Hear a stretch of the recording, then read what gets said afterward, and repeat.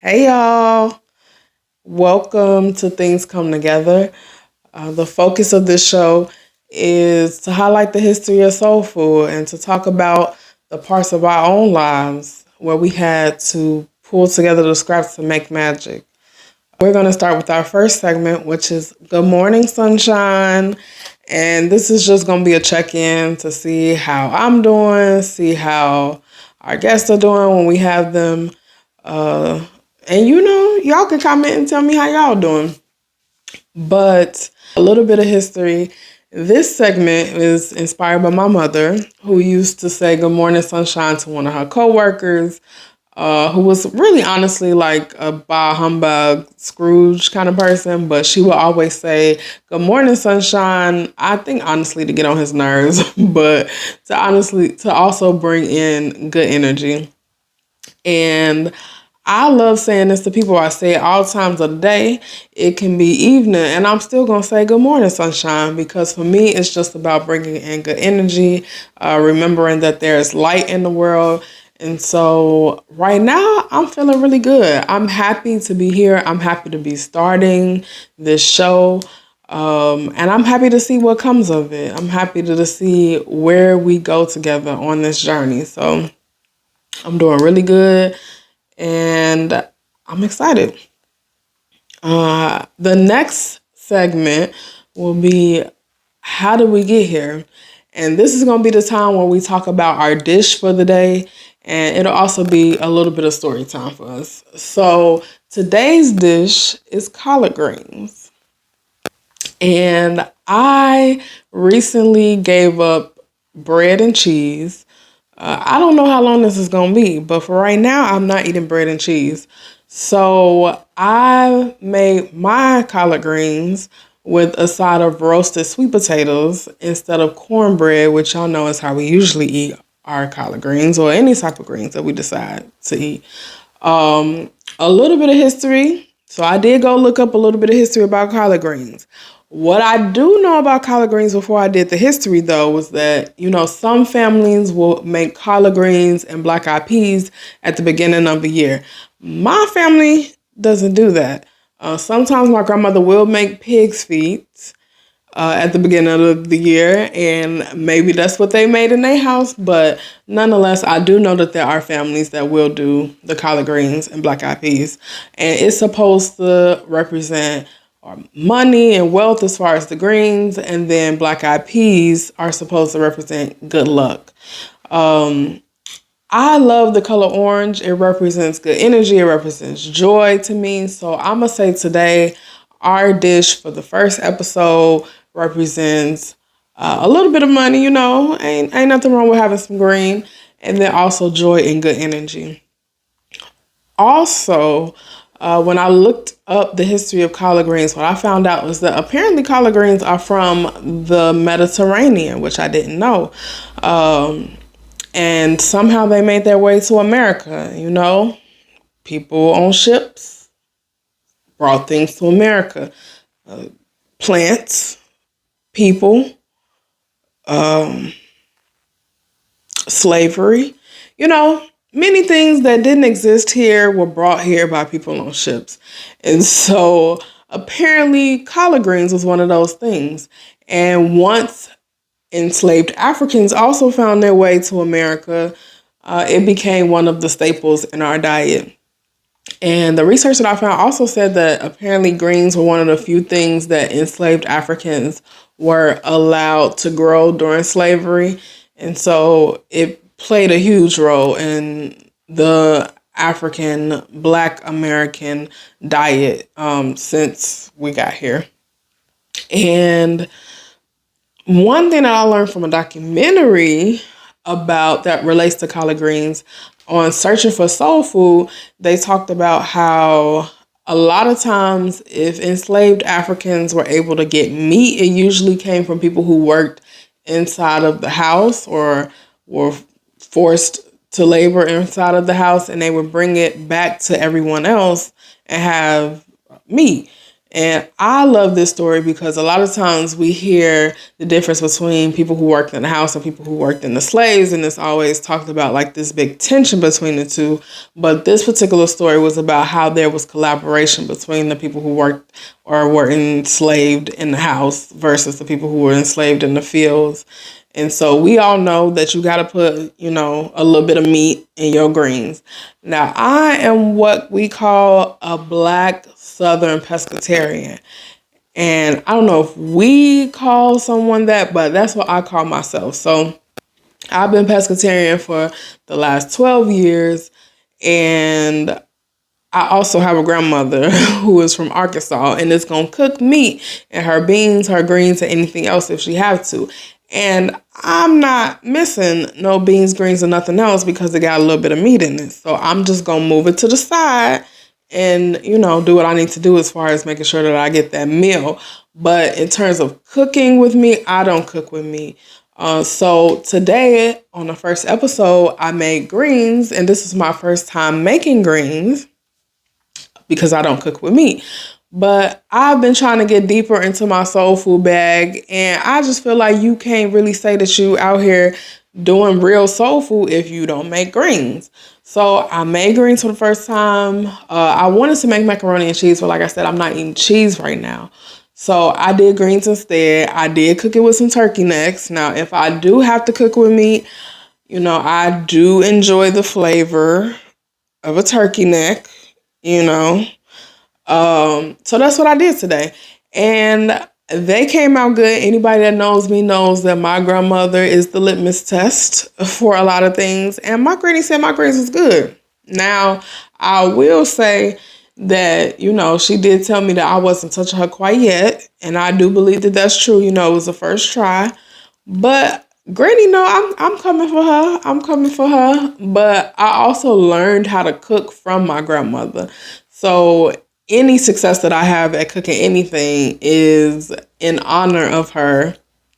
And I just appreciate her so much for giving me this lesson and this skill and this talent and just continuing the legacy of Black food, soul food, okay? And I also want to take this moment to say that soul food is uniquely Black American, Black people born in America. Like, soul food come from Black people born in America, okay? Now, there's a documentary that spent time going to different places around the world and talking about how, unforeseen circumstances created different types of food and cuisines around the world and compared it to soul food and talked about how, this is the soul food of this region. And I love to see people making connections. I love to hear about the history of those cuisines. However, soul food, that belongs to us. And I do think that it's very important to preserve that history because a lot of times we do see that things that are Black, especially Black people in America, are a lot of times tried to, take from us, or as some people would call whitewashed. And honestly, let's be real, it's not just white people. But, a lot of times it's like, people try to take away or deny our contributions that have honestly transformed the world. In this case, we're talking about soul food, but we could talk about music, all the genres of Black music, from hip hop to blues. Our good sis Beyonce has taught us more about the Black history of country music. We also know that there's a Black history of rock and roll music, but nonetheless, music in general in America has transformed the world. Dance, we know, is another part of that. We could talk about spirituality, and in this case, we could talk about food. So I love making the connections, but I also want us to maintain that soul food is about Black people in America to be specific. There will be times in this show where we do highlight African foods from throughout the diaspora, including the Caribbeans and everywhere else that Black people exist. But for today, we're talking about soul food, we're talking about greens. But I do also want to talk about the connection of greens to Africa and also other places in the diaspora. So I have talked about the fact that I am half Nigerian. This was something that I started to understand more. I mean, I knew it all my life. My last name is Nigerian. You don't carry a name like that without knowing who you are and also having some type of connection, even if you don't have a physical connection or an apparent connection. But when I was 25, I got reconnected with my father. And a little bit before that, and since then, I've been more and more connected to my Nigerian culture. And food is a big part of that. And one of my favorite Nigerian foods is Riro. It's a green dish. In America, a lot of times you'll see people make it with spinach, but in Nigeria, they make it with something called bitter leaf, which is a green. It's like spinach, but it's different in the sense that the leaf is skinnier than a regular spinach leaf, and also, according to its name, is a little bit bitter. The leaf is also a little bit tougher than spinach as well. But it's a dish. They make it with tomatoes and also peppers, and it's very much like greens. It just has a different base. So in the U.S., it's more of a liquidy meat stock base, and in Nigeria, this dish is more tomato and pepper based. Even though they do use meat stock in this as well to give it that flavor. This dish is mostly cooked by the Yoruba tribe in Nigeria, from what I understand. But I know y'all gonna correct me. So if other tribes in Nigeria or across West Africa are making some form of Afro, please tell us. Let us know. We would love to be able to know more about it and make that connection as well. Also, I know that in Jamaica specifically, and possibly in other parts of the Caribbean, there's a dish called callaloo, which is another greens dish that I'm sure is also very much connected to green dishes from West Africa as well. So that is a piece of history that I love to talk about and love to think about and love to name, because a lot of times we don't know, especially in America, as much about the connections between contemporary and also more past Black history, or Blacks and Americans history. But that connection is there, and I love for us to learn more and more and more and more and more about it. And to be honest, the more that time that we spend around African people and African culture, immersed in African culture, the more connections that we start to understand about how we are the way that we are. And to be honest, it draws more connections for African people too, because a lot of times they'll start to look at us and say like, oh, you are, okay, oh yeah, of course we are. We're Africans, we come from Africa, we just happen to be in a foreign land. But I'm gonna move along because I can get really deep into my bag about that. So, like I said, of course, we want to talk about the history of soul food, but we also want to use this as an opportunity to talk about how we can take the scraps of our own lives and create magic, which is how soul food was created. And so today, I wanted to talk about marriage and divorce as a first, similar to me making greens for the first time. Some people may know I am currently going through a divorce, and that can sometimes be a sad thing, but I say it with joy, because for anybody who's ever been in a situation that they wanted to be out of, even if it's under the worst circumstances, it is a joy to be free, okay? And I know people can relate to that in a number of different ways. But for me, I want to talk about my personal story as far as marriage and divorce is concerned. And I don't get too deep into the details yet because, as some people will say, I'm still on papers. Our divorce is not finalized. And I ain't trying to do nothing that's going to mess up the situation on my end. But I do want to take the opportunity to talk about the things that I can talk about.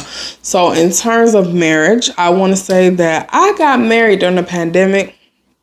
And I honestly just feel like, you cannot hold people responsible for the things that they did during the pandemic. None of us were in our right mind. Some people thought that the world was ending. I did not think that the world was ending, but I did have, I just felt like, we are locked in together,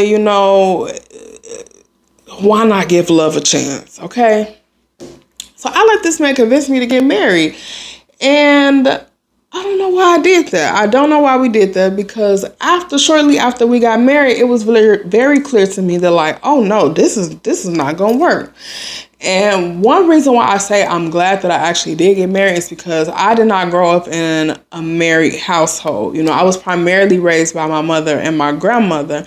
So I really didn't know what to expect as far as marriage was concerned. Now, a lot of y'all that was born into married households, y'all already knew, the shenanigans that are. And I'm gonna be honest, I give y'all the upper hand, because the fact that y'all know what be going on in these married households and y'all still decide to get married, that's brave or crazy. Brave. But either way, the point is that I had no idea. So I'm just thinking, we about to get married, we about to be happily ever after, hopefully everything work out. And I soon came to see that, people's expectations change in relationships once you're married. And so in my particular relationship, I was the so-called breadwinner. Now, I'm also pause this and say that I had dated wealthy or well-off men before I got married, and none of those relationships worked. So in my mind, I was like, okay, I'm find somebody who may not have as much, and we gonna, get it out the mud together, and this person is gonna be loyal, da da da da. Let me be the first one to tell you that a broke man, a short man, an unattractive man is gonna do you just as bad as a tall man, a wealthy man, attractive man. So you pick your poison, okay? I had to learn this the hard way, and y'all know I love to tell my stories because I want you to do better than me. Don't do what I did, do better than what I did. And it didn't take me long to learn the lesson that I will never be in that situation ever again, by God's grace and by my determination and refusal. But anyways, while I was in the situation, I very shortly after we got married came to realize like, ooh, I don't want no parts of this, because I was still the so-called breadwinner. But I was also expected to do way more labor in the house than I had done prior to us getting married. And I'm just like, now this is starting to feel a little like slavery, and I don't want no parts of that.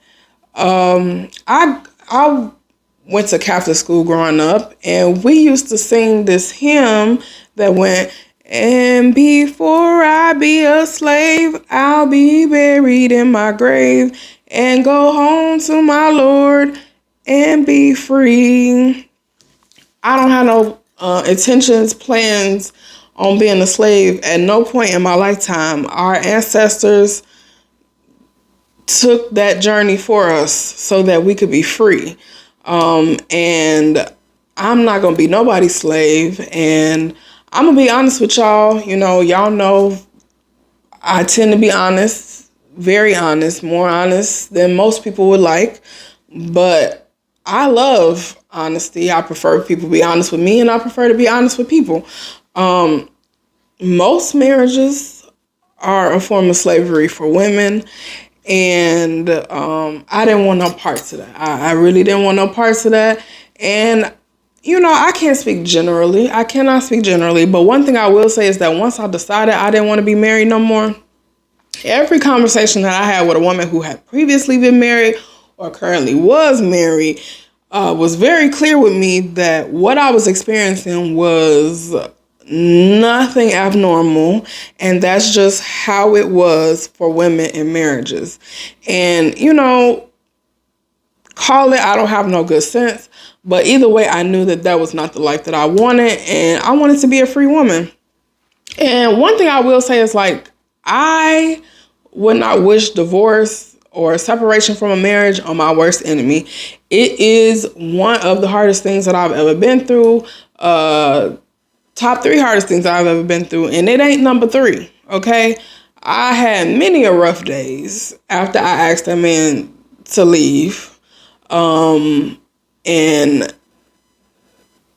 I will still say through all of those things that I am glad that that was a decision that I made, that I went against what so many people told me and followed my gut and what I understood. I just knew that was not the life that God had for me. I knew it was not, without a question, without any doubt, that that was not the life that God had for me. The only thing that I had to decide was whether or not that I was going to walk in the life that God had for me or not. That was really the only decision. But that being the life that God had for me, it was no confusion about that. But nonetheless, I always say I needed that experience to know what marriage life was like. And I tell people all the time, I got one more in me, one more marriage. If it don't work after that, it's really not that necessary. And I'm going to be even more honest with y'all. If I wasn't trying to have kids, I probably would never get married again. I would like to raise children in a 2-parent household, in a married household, and I'm going to be even more honest with you. For all the stuff that women have to go through in a marriage, you might as well get something out of it if things go wrong. So that is also the reason why I feel like if I'm going to be a lifetime partner with a man, we should be married, and ideally it would be a financially beneficial situation if things don't work out. But I'm going to be even more real with y'all. If it wasn't for having kids, I probably would never get married again in my life.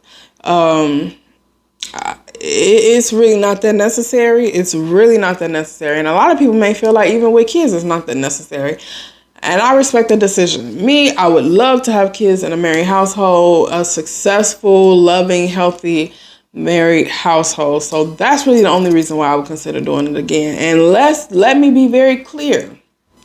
If we have some kids, if I have some kids with hopefully a decent man at the very least, and we just decide it's not gonna work out, I gave it a good try. I did it twice. I don't need to do it again. I'm actually very happy dating outside of marriage, and happy is a bit of an extreme, so let me reel it back a little bit, but I enjoy dating outside of marriage. Let me say that. I love it. It's very freeing. One of the other benefits that I feel like of marriage is that I date completely differently. I do not commit my all to a man anymore. I used to do that before I got married. It's just me and this person. We're going to work it out until it don't work no more.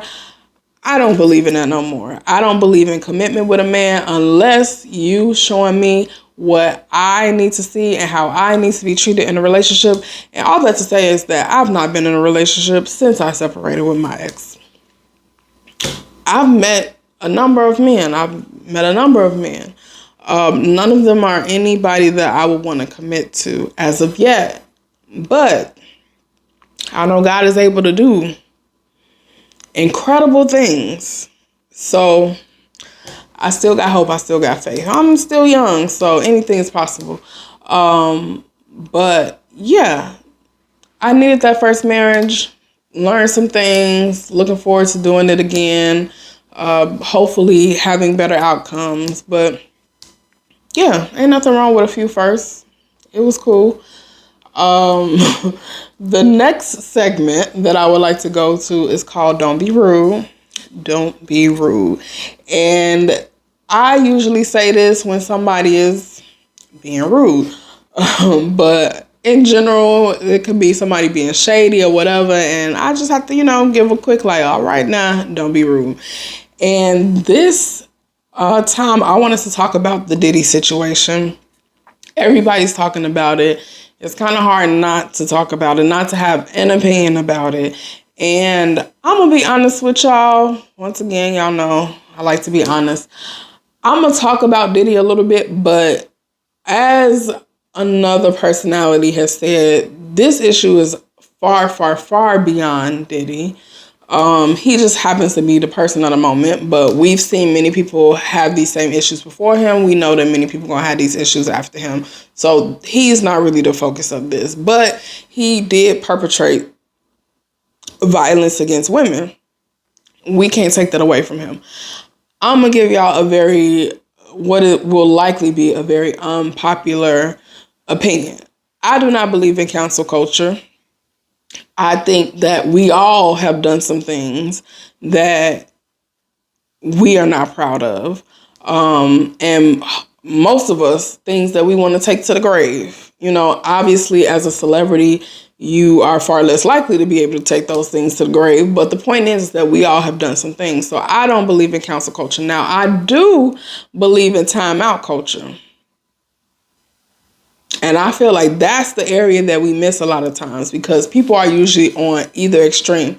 Cancel them or pretend like nothing happened. And I don't think either one of those are that helpful. We need to find time out culture where we acknowledge the harm that was committed. We give people some space from their positions and their power and their influence and their ability to be in a greater community. And at some point, we may introduce them back into community, but there has to be some type of collective decision making about them coming back into community. But I don't believe in cancel culture because I feel like we all have harmed somebody. Okay.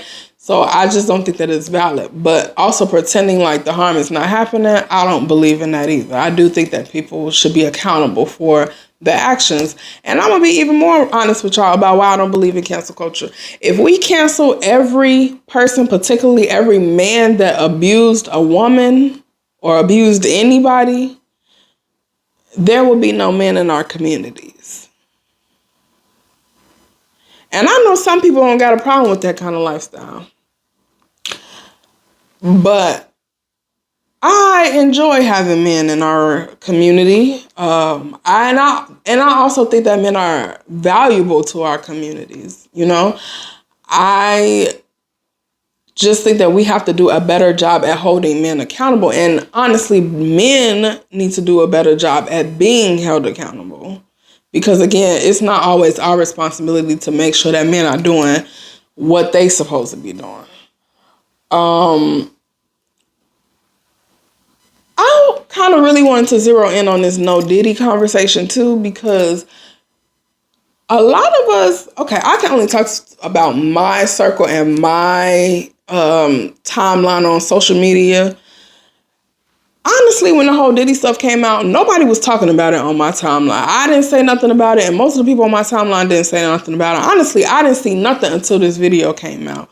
And I just feel like we was all on one accord. I didn't think that anybody was in denial about any of the things that Diddy had been accused of.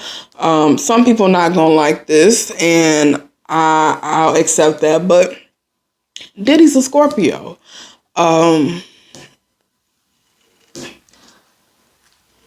Diddy's a Scorpio. I did not think that he didn't do any of the things that he was being accused of doing because we all know the Scorpios are ridiculous. There's countless memes about the ridiculousness of Scorpios.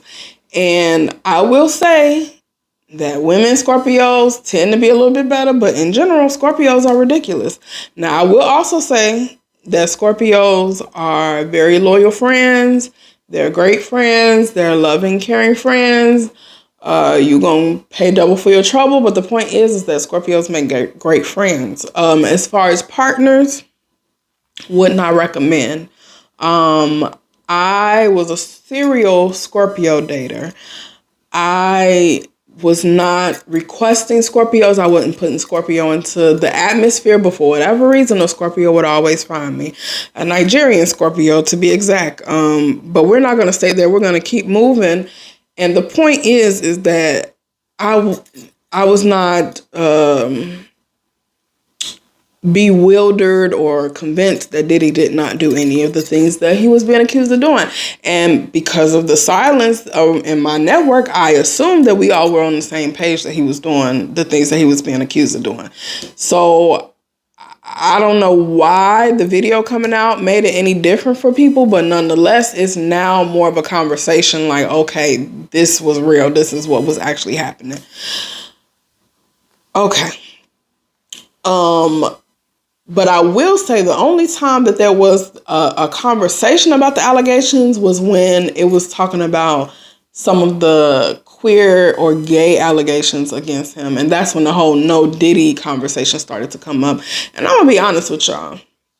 The no Diddy that we need to be talking about is being abusive towards women and queer people. That's the no Diddy situation that we need to be talking about, not whether or not the man was gay, because whether he is or not, that's his business. That ain't got nothing to do with us. But him abusing people in our communities, that got something to do with us. And that's the no Diddy situation that we all need to be talking about. And that's the no Diddy pledge that people need to be making, and the no Diddy conversations that people need to be. Because like I said, most men are abusing people. Okay, let me not jump off the porch or the cliff here. There are a lot of men abusing people. And so that is the no Diddy situation that we need to talk about. And I know that there are many people that could say, well, women out here abusing people too. You're probably right. You're probably right. I won't take that away from anybody. But the point is that by and large, men are abusing people. And so that's the no Diddy campaign that we need to be talking about, honestly. And I'm going to just leave it at that. But I do want to give another unpopular opinion.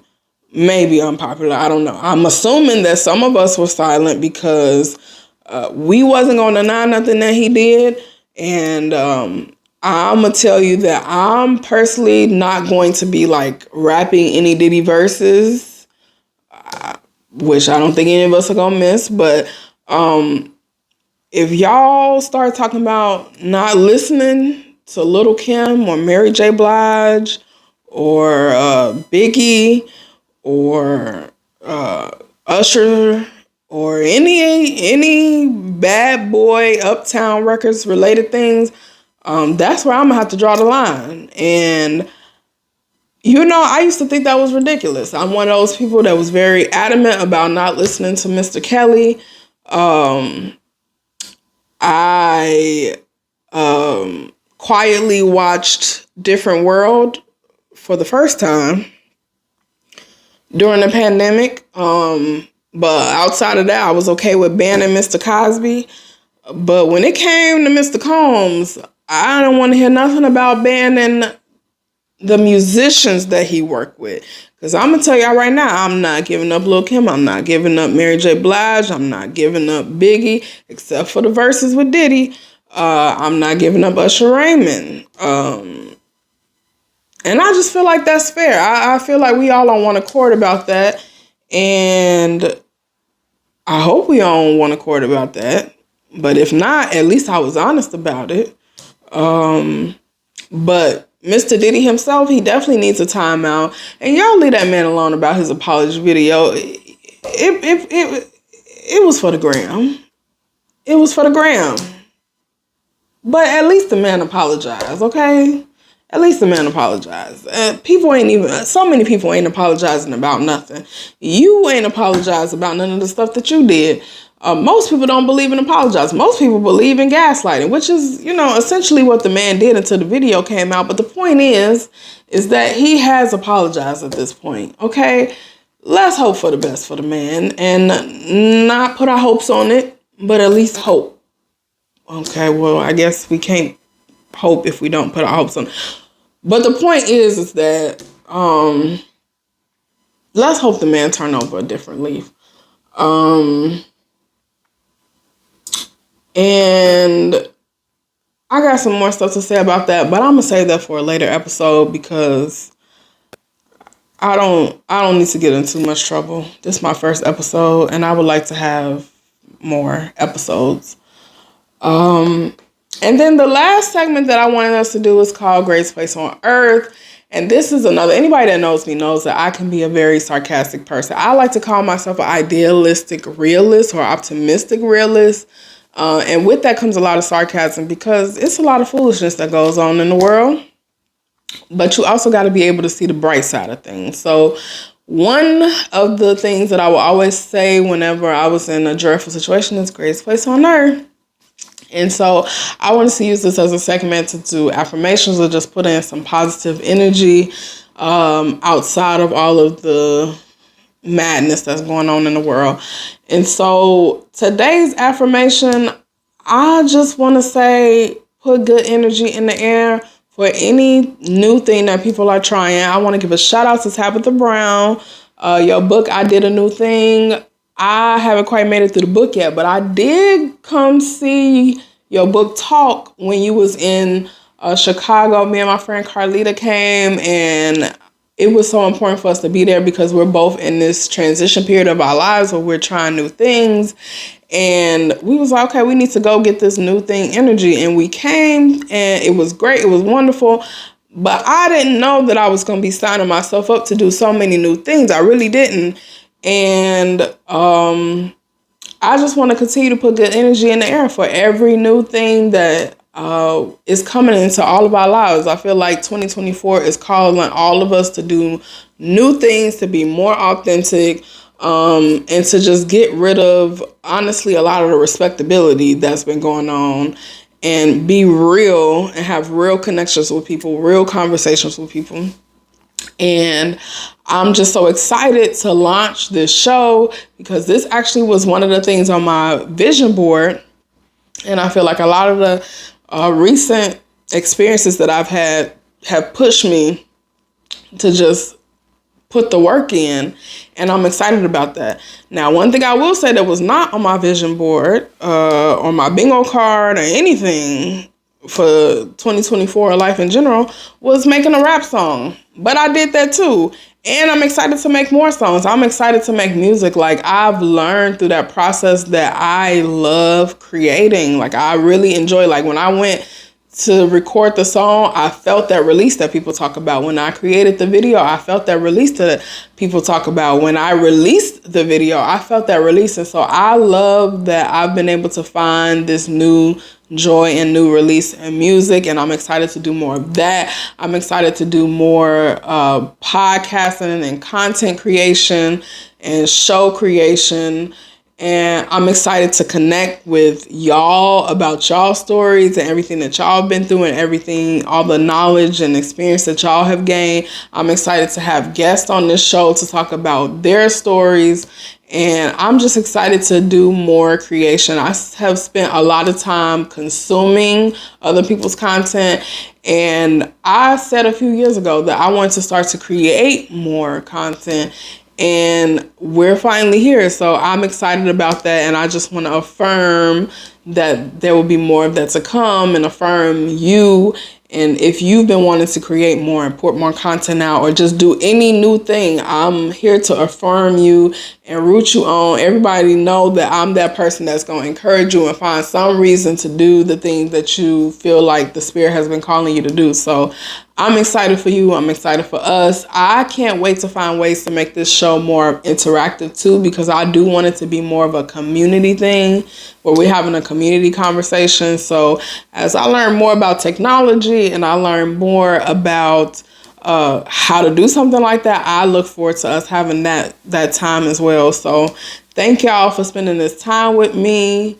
I'm going to put a snippet of my song after this episode, and I encourage y'all to go listen to the full thing. It's definitely a ladies' anthem. It's definitely more of my story, and just to encourage women that, like, like I said before, a short man, a poor man, and an attractive man is going to do you just as bad as a wealthy man, an attractive man, and a short man or a tall man. So choose wisely. And that song is also an affirmation to remind you to choose wisely. So don't say I ain't tell you. If it's one thing you ain't gonna be able to say about me, it ain't gonna be that I didn't tell you, that I didn't share my experiences, because I want us all to win. I really do. So I'm excited to be back in the space with y'all again, and I hope you have an amazing week, amazing end of this week, an amazing week next week, and I look forward to seeing y'all again. See y'all.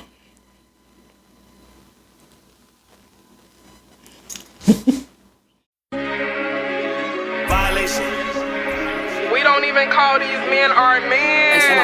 These be our friends.